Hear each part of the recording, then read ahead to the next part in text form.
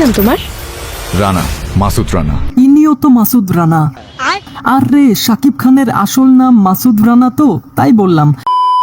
ওকে, তো মুক্তি পেয়েছে কাজী আনোয়ার হোসেনের লেখা বই থেকে অনুপ্রাণিত স্পাই থ্রিলার গল্পের সিনেমা মাসুদ রানার অফিসিয়াল ট্রেইলার। এটার আগের টিজার তো পুরো এআই দিয়ে বানিয়েছিল। চলুন দেখা যাক এটা কেমন ছিল। আপনি শুরু করেন। তবে তার আগে ইন্ট্রো। তো কেমন আছেন আপনি আর আপনার উনি? হাই, আমি জনি। চলুন শুরু করি। ওকে,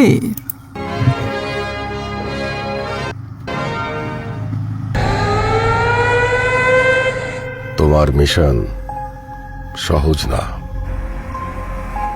একটি রাষ্ট্র ভয়ঙ্কর কিছু শক্তি আমাদের অর্থনীতি ধ্বংস করে দিতে চায়। তোমার এক মুহূর্তের অসতর্ক। আচ্ছা, এই ছেলেটাকে আরিফিন শুভর মতো লাগছে। এখানে তার হাঁটা বা বডি ল্যাঙ্গুয়েজ তোমার আরিফিন শুভর মতো লাগছে আমার কাছে। এক মুহূর্তের অসতর্কতা জীবনটা চলে যাবে। ও, এটা দারুণ ছিল। বিসিআই একজন স্মাগলারকে ধরেছে। সে দেখতে তোমার মতো। Your life is in danger. I'm not in danger. I am the danger. What? I am not in danger, I am the danger. এই ডায়লগটা কোথায় যেন শুনেছি। এটা স্প্লিটস ভিলা, এমটিভিতে একটা রিয়ালিটি শো হয়, ওইখানে শুনেছিলাম। আচ্ছা, আমি যদি সেই ক্লিপটা পাই তাহলে আমি এডিট করে এখানে লাগিয়ে দেবো, ঠিক আছে? মিশনটা প্রথমে দেশের ছিল, এখন আমার ব্যক্তিগত। পূজা আপা, বৃষ্টি কোথায় হবে? বৃষ্টি দেখতে বান্দরবনে যেতে হবে। বাহ,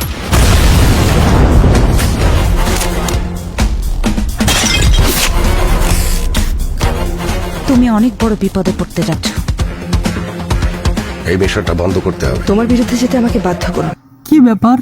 আচ্ছা, এখানে লিপসিং আর ডায়লগ মিলছে না কেন?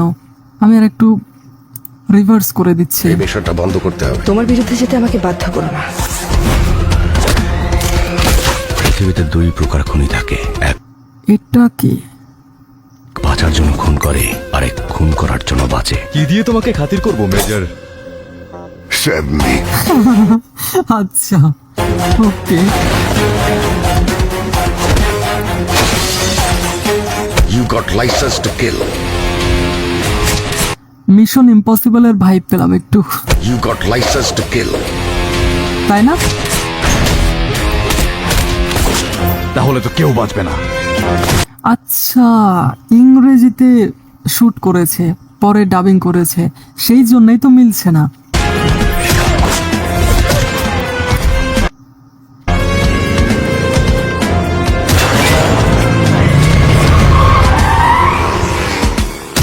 কি নাম তোমার? রানা, মাসুদ রানা।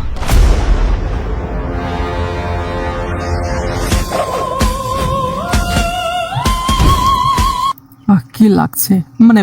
ওকে, কি করতে যাচ্ছ? এটা তো সুইসাইড।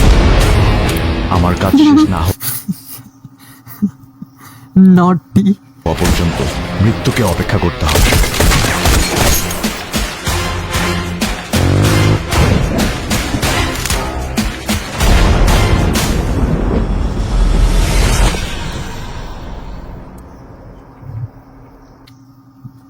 হ্যাঁ, যদি এক লাইনে আমি ডিসক্রাইব করি তাহলে বলবো ওয়াও। না, সত্যি ভালো ছিল এটা। আপনাদেরকে একটা তথ্য দিয়ে দেই যে এই সিনেমাটি আজ থেকে 5 বছর আগে মুক্তি পাওয়ার কথা ছিল, কিন্তু সিনেমাটি এবার ঈদে মুক্তি পাবে। আর অনেক আগে মাসুদ রানা সিনেমার জন্য যে একটা রিয়ালিটি শো হয়েছিল না, সেই রিয়ালিটি শোতে বিজয়ী হয়েছিলেন এই সিনেমার মেইন লিড রাসেল রানা। ছেলেটার বডি ফিটনেস এবং দেখতেও কিন্তু সুন্দর আছে। সত্যি বলবো, এই ট্রেইলারের ভিজুয়ালাইজেশনে একটা ক্লিন ভাইব আছে, যেটা স্টোরিটা অনেক ফ্রেশ মনে হচ্ছে, পাশাপাশি এটার সিনেমাটোগ্রাফিও কিন্তু যথেষ্ট বেটার লাগছে। তবে একটা স্পাই সিনেমা হিসেবে ব্যাকগ্রাউন্ড মিউজিকটা আরেকটু বেটার হলে ভালো হতো।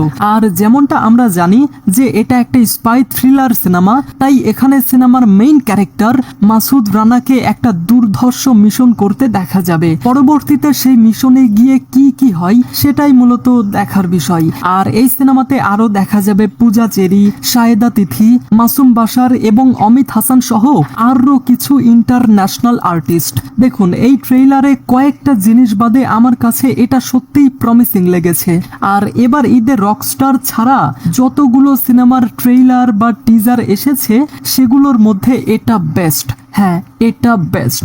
আর কয়েক কোটি বছর পর আমার মনে হচ্ছে যে জাজ মাল্টিমিডিয়া একটা ভালো এবং ফ্রেশ কন্টেন্ট প্রোভাইড করতে চলেছে। সঠিক বলেছেন।